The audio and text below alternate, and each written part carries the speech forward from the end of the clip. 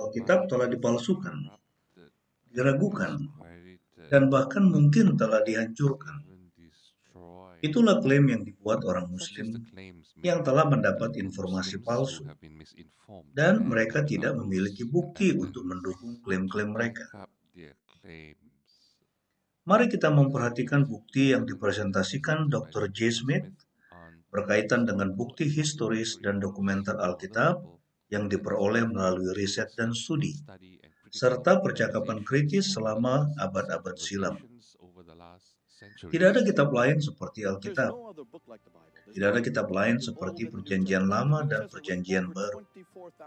Perjanjian Baru terdiri dari lebih 24.000 manuskrip dan sekarang hampir mencapai 25.000 manuskrip. Sekitar 230 di antaranya bertanggal sebelum abad ke-6, mendahului Quran.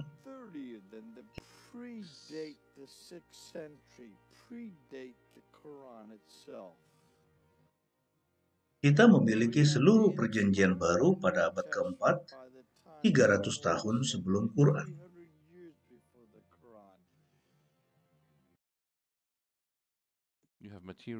Kita mempunyai bahan-bahan untuk perjanjian baru. Demikian pula dengan perjanjian lama, yang bersifat solid dalam volume dan segunung bukti manuskrip dan segunung bukti dokumenter dan historis seperti yang dicatat oleh orang Kristen maupun non-Kristen. Kita mempunyai ratusan bahkan ribuan dokumen yang berasal dari masa sebelum Quran, yaitu sekitar 300 hingga 400 tahun, dan semuanya konsisten hingga hari ini.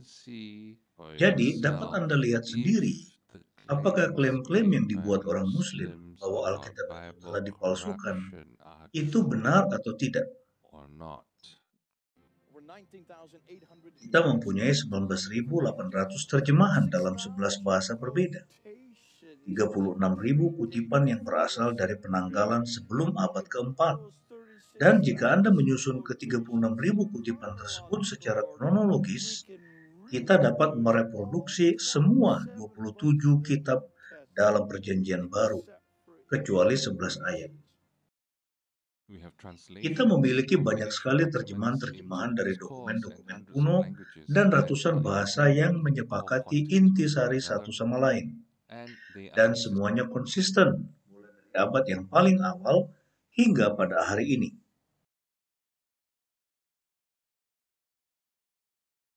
Perihal bukti manuskrip dokumenter ini, Quran tidak dapat berkata apapun, karena Quran tidak dapat membantah segunung bukti yang dapat diperoleh periset manapun. Cendekiawan objektif dan bereputasi yang berusaha mempelajari isi Alkitab. Dan kita masih dapat mereproduksi keseluruhan perjanjian baru hanya dari kutipan-kutipan Bapak Gereja mula-mula. Lalu perhatikanlah perjanjian lama. Perhatikanlah semua artefak di Museum British saja. Perhatikanlah betapa banyaknya bukti yang mendukung kitab Kejadian, yang mendukung 1 dan 2 Tawarikh, 1 dan 2 Raja-Raja, kitab Daniel. Oh, saya dapat menceritakan pada Anda mengenai kitab Daniel. Apa yang kita temukan perihal Nabonidus? Dan apa yang dapat kita temukan pada diri Daniel sendiri? Betapa menakjubkan melihat apa yang kita ketahui mengenai Alkitab. Dan itulah sebabnya saya meyakini Alkitab. Jadi, ketika orang Muslim mengatakan kita telah memalsukan Alkitab, maka mereka harus menjawab 2 pertanyaan sederhana dari saya, yaitu kapan dan di mana. Di mana Alkitab dipalsukan? Kapan Alkitab dipalsukan? Dari tulisan-tulisan para bapak gereja mula-mula, kita juga dapat mengkonfirmasi ulang apa yang dikatakan dokumen-dokumen dan manuskrip-manuskrip Alkitab paling awal, baik perjanjian lama maupun perjanjian baru.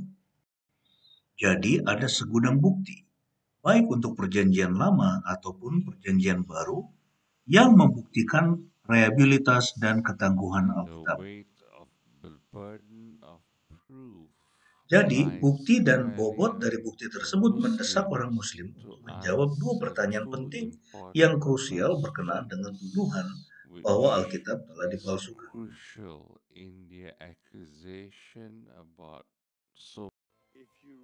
Jika Anda benar-benar menginginkan sebuah kitab yang dapat Anda percayai, jika Anda benar-benar menginginkan sebuah kitab yang benar secara historis, jika Anda benar-benar menginginkan sebuah kitab yang diturunkan, diinspirasikan oleh Tuhan, tetapi dituliskan oleh manusia, kembalilah kepada Alkitab.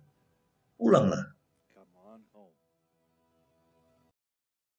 Oleh karena itu, seperti yang dikatakan oleh Dr. J. Smith, jika Anda benar-benar ingin menemukan pengajaran yang sejati dari Yesus Kristus, Anda harus kembali kepada Alkitab. Karena tidak ada kitab lain dan tidak ada sumber lain yang memiliki testimoni para saksi mata dan catatan-catatan orang-orang Kristen mula-mula yang berasal dari penanggalan pra-Islam hingga 5, 6, bahkan 7 abad yang konsisten hingga hari ini. Jadi, beban pembuktian tidak terletak pada orang Kristen, melainkan lebih pada orang Muslim yang berusaha merekayasa tuduhan palsu terhadap Alkitab.